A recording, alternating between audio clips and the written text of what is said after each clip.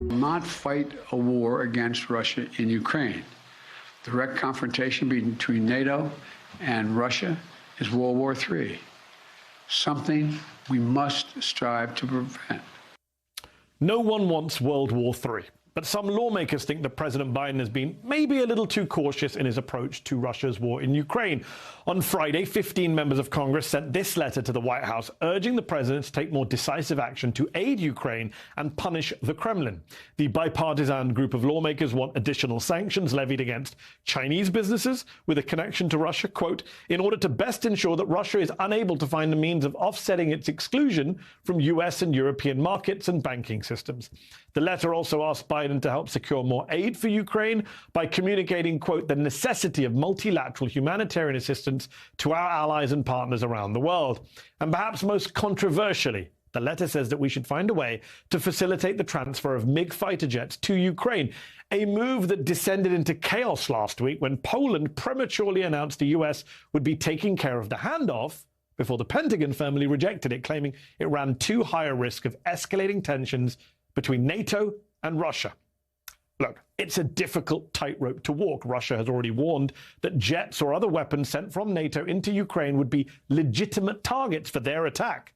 At the same time, how can we just stand by and watch what the lawmakers rightly describe as Russia's alarming disregard for Ukrainian civilian casualties without helping, quote, supply more comprehensive air defense systems to defend Ukraine and its people?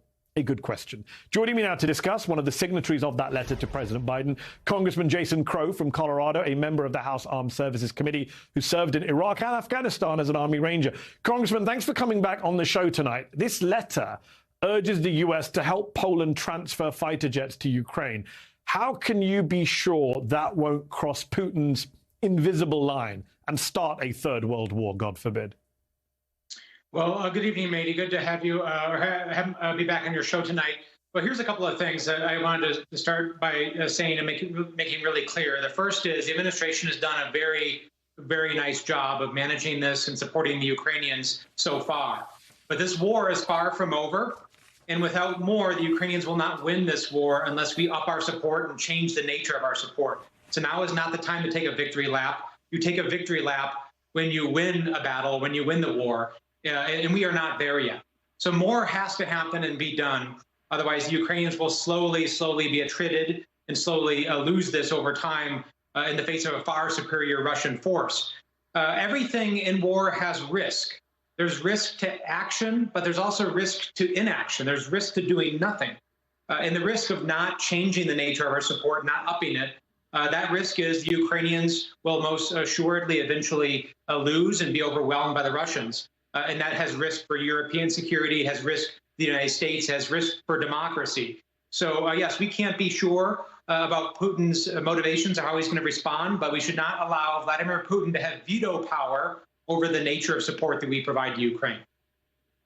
So I agree with you. There is a balance between risk, and there is a risk to inaction versus a risk to action. But let me be blunt, just for the purposes of argument.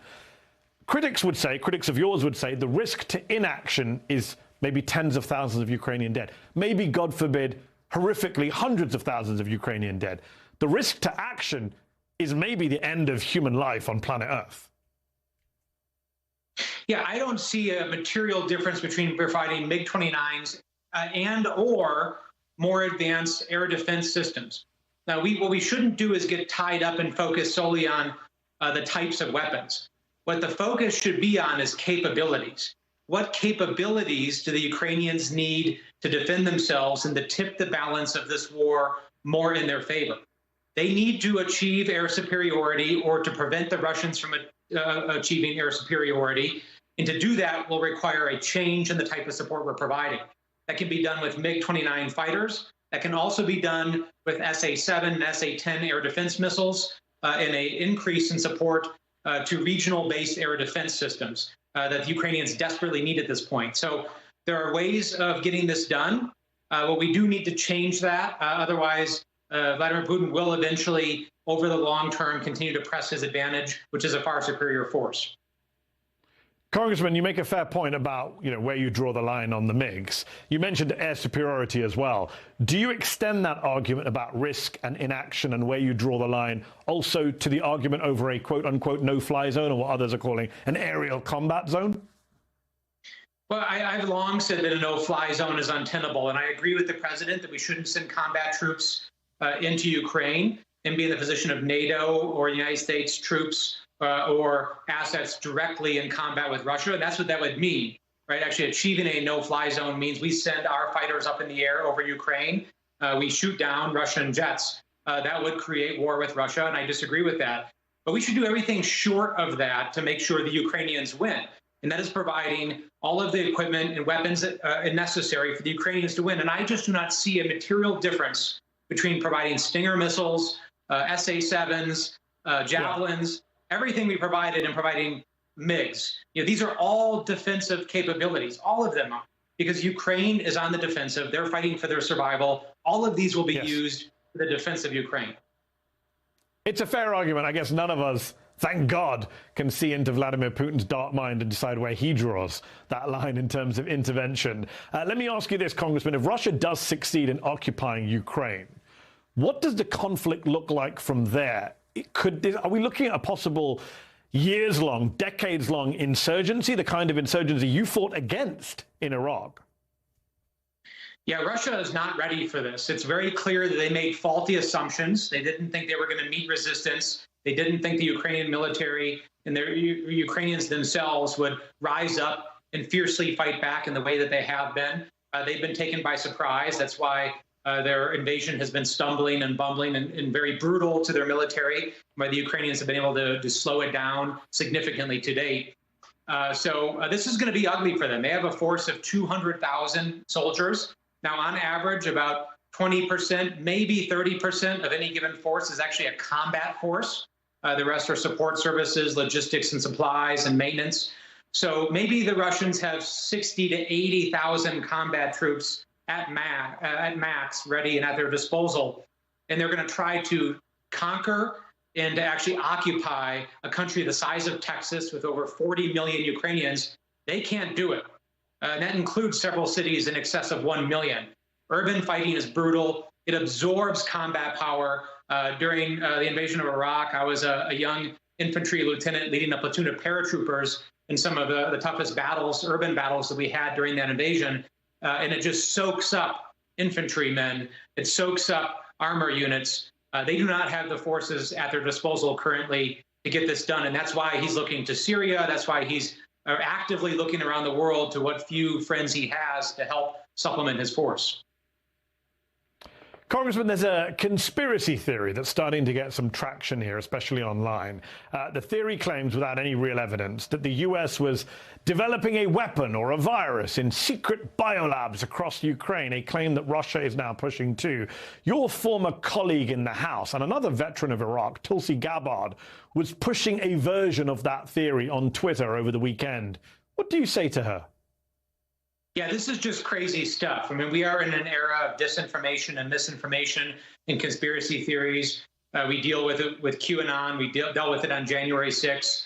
It has become a fundamental part of the Republican base, unfortunately. And I can't just speak to what's going on inside of the mind of some of my colleagues, a small handful of them that, frankly, are supporting Vladimir Putin, supporting Russia, and helping to perpetuate their lies and their conspiracy theories in the face of a devastating and brutal invasion of a sovereign and democratic nation. I have nothing to say for them. It's just not true. And we have to focus on the truth. We have to focus on supporting our Ukrainian friends and making sure that they can survive and reestablish their democracy.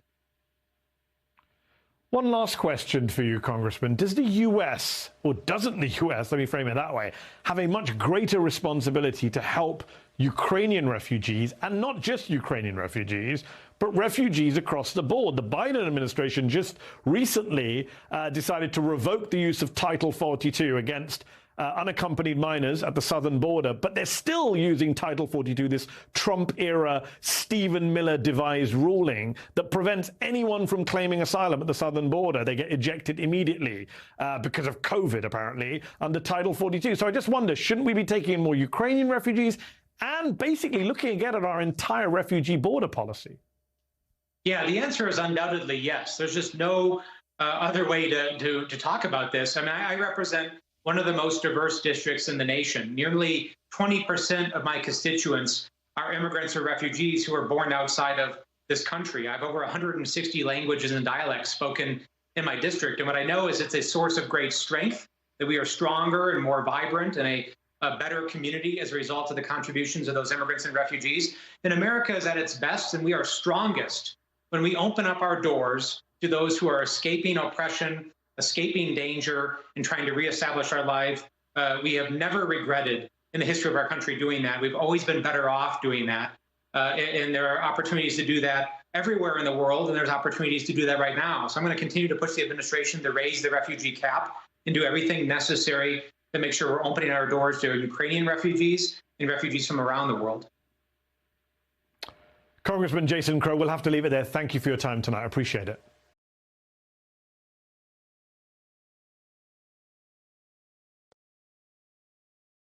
Hi, I'm Mehdi Hasan. Thanks for checking out our channel on YouTube. You can see more of The Mehdi Hasan Show by clicking on any of the videos on this screen, and make sure you subscribe below to stay up to date on the day's biggest stories. Thank you for watching.